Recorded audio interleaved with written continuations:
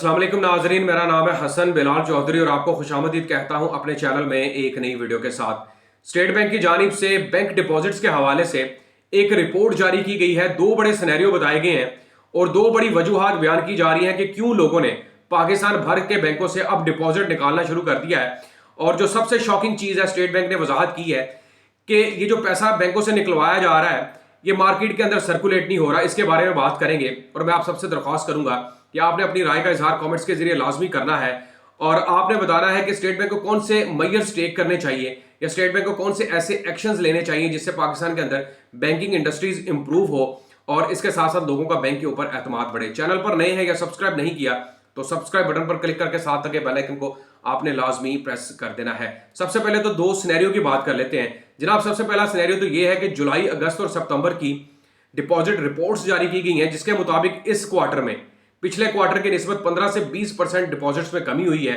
और दूसरा सिनेरियो जो बड़ा खतरनाक, जिसकी स्टेट बैंक बार बार वजाहत कर रहा है कि जनाब ये जो पैसा निकला है बैंकों से ये मार्केट के अंदर सर्कुलेट ही नहीं हो रहा। मतलब वो कहते हैं जी 53% सर्कुलेट है, 47% जो पैसा निकला है वो सर्कुलेट नहीं हुआ।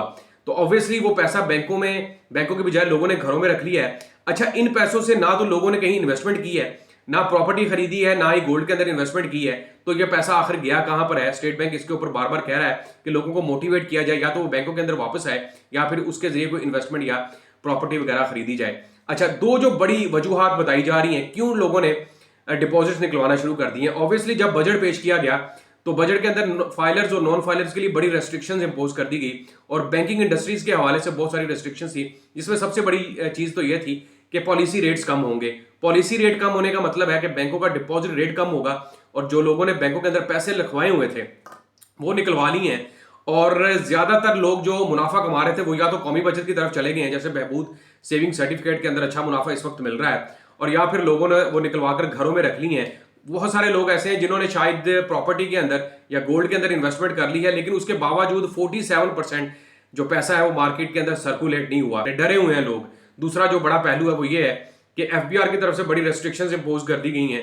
एफबीआर ऑब्वियसली पूछगछ बड़ी कर रहा है, आपकी बैंकिंग ट्रांजैक्शंस के ऊपर नजर रख रहा है, और लोग इस चीज से भी बड़ा डर गए थे कि ये ना हो कि लेने के देने पड़ जाए और हमारे अकाउंट्स के अंदर से रकम की कटौतियां होना शुरू हो जाए।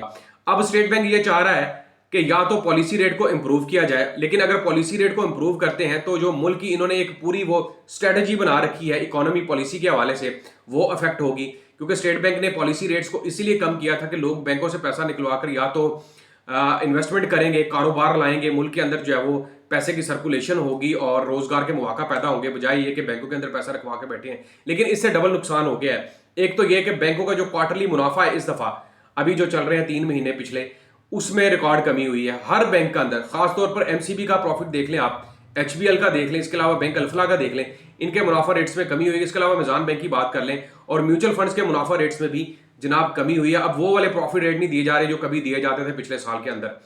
और जो मार्केट के अंदर सर्कुलेट की बात है जनाब, पैसा लोग घरों में रखकर बैठे हैं क्योंकि उन्हें समझ नहीं आ रही कहां पर इन्वेस्टमेंट करें। तो ये लेटेस्ट रिपोर्ट जारी की गई स्टेट बैंक की तरफ से। आप इसके बारे में क्या सोचते हैं? अपनी राय का इजहार कमेंट्स के जरिए लाजमी कीजिएगा। वीडियो पसंद आए तो शेयर करें। अल्लाह हाफिज।